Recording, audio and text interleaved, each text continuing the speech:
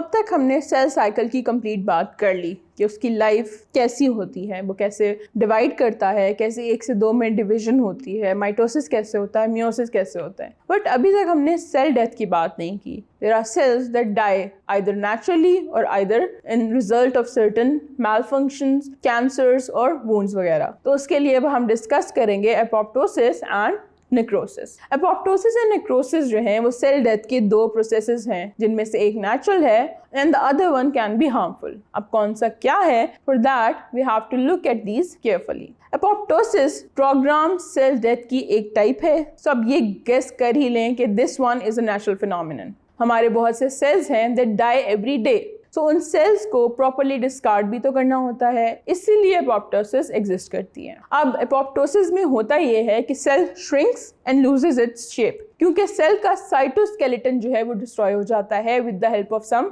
Enzymes. Chromatin जो है it undergoes irreversible condensation and साथ ही न्यूक्लियर एनवेलप जो है वो ब्रेक हो जाता है। अब न्यूक्लियस के contents are floating in the cytoplasm, they are spread in the form of small chromatin bodies, क्योंकि सारा का सारा क्रोमेटिन अब साइटोप्लाज्म में आ गया and it has made some chromatin bodies. इसके बाद सेल मेम्ब्रेन इरेगुलर शेप में आना शुरू हो जाती है, यानी पहले एक डिफाइंड शेप होती है सेल की, एक स्ट्रक्चर होता है, वो डिसइंटीग्रेट हो रहा है तो सेल मेम्ब्रेन इरेगुलर पैटर्न्स बना देती है and it makes weird structures जिन्हें हम ब्लेब्स कहते हैं, यानी कुछ इंडेंटेशंस बाहर को ऐसे निकली होती हैं, जिस तरह अमीबा होता है ना, उसके आर्म्स जो होते हैं उसी तरह सेल स्ट्रक्चर्स बनाता है जिससे हम ब्लेब्स कहते हैं। Over time cell membrane disintegrates completely और उसके रिजल्ट में ये होता है कि इट मेक्स स्मॉलर ब्लेब्स, जिन्हें इस स्टेज पे हम एपोप्टोटिक बॉडीज कहते हैं।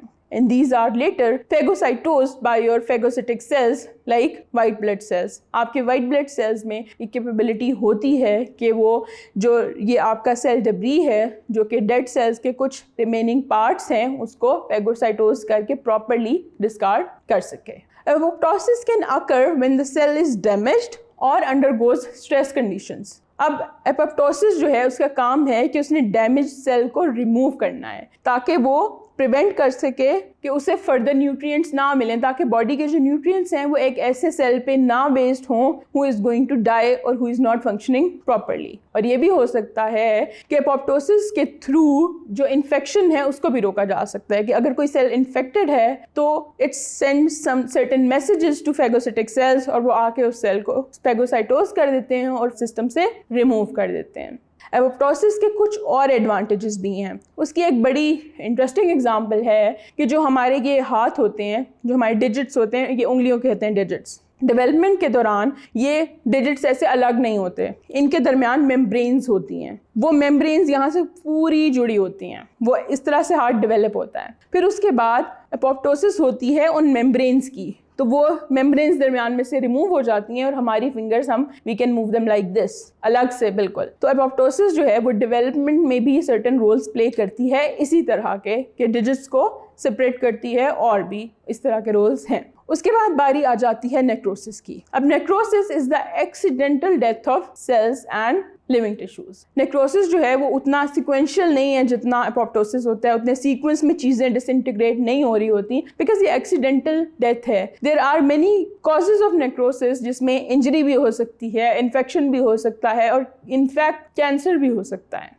और नेक्रोसिस ऐसे भी हो सकती है कि अगर किसी सेल को प्रॉपर ऑक्सीजन नहीं मिल रही, कोई बॉडी का पार्ट है जहाँ पे ऑक्सीजन की सप्लाई कट हो गई है, तो वो भी नेक्रोटिक हो जाता है। अब ड्यूरिंग नेक्रोसिस क्या होता है कि there is release of special enzymes from lysosomes. जो लाइसोसोमल एंजाइम्स हैं वो डाइजेस्टिव एंजाइम्स होते हैं, प्रोटीएजेस होती हैं उनके अंदर। They have the capability to break down proteins and other complex cellular structures. अब वो लाइसोसोमल एंजाइम्स इनको ब्रेक करते हैं, फिर they move out and they break the cell membrane of those cells as well. जब ऐसा होता है नेक्रोसिस में तो सिर्फ उसी सेल की डेथ नहीं होती बल्कि सराउंडिंग सेल्स भी डैमेज होते हैं। The cells who are undergoing necrosis they also release harmful chemicals जो कि सराउंडिंग सेल्स को डैमेज कर सकते हैं, और उसकी वजह से बहुत ज़्यादा इन्फ्लेमेशन शुरू हो जाती है उस पर्टिकुलर साइट पे, और उस इन्फ्लेमेशन के रिजल्ट में आसपास के सेल्स भी हैं, they can also go necrotic. और समटाइम्स सिचुएशन इतनी ख़राब हो जाती है, कुछ वूंड्स ऐसे होते हैं अगर वो हील ना हो तो वो नेक्रोटिक हो जाते हैं। जब हम सुनते हैं कि एक्सीडेंट्स के बाद कि किसी का हाथ काटना पड़ गया,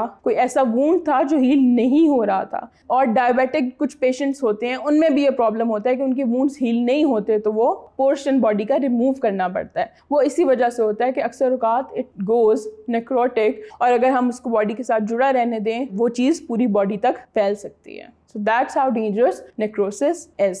तो इसी तरह ये दो मेथड्स हैं सेल डेथ के, एक नेचुरल एक आर्टिफिशियल, जो कि हमारे सेल्स की डेथ कॉज करते हैं, and both have their own proper ways of happening and the timings of happening as well. So I hope अब हमने इस चैप्टर का ईच एंड एवरी कॉन्सेप्ट पूरी डिटेल में डिस्कस कर लिया है and it is very clear, और आपको सारी चीज़ें समझ आ गई हैं। So this is your biology instructor Zainul Arfeen from ट्यूटोरियल.pk।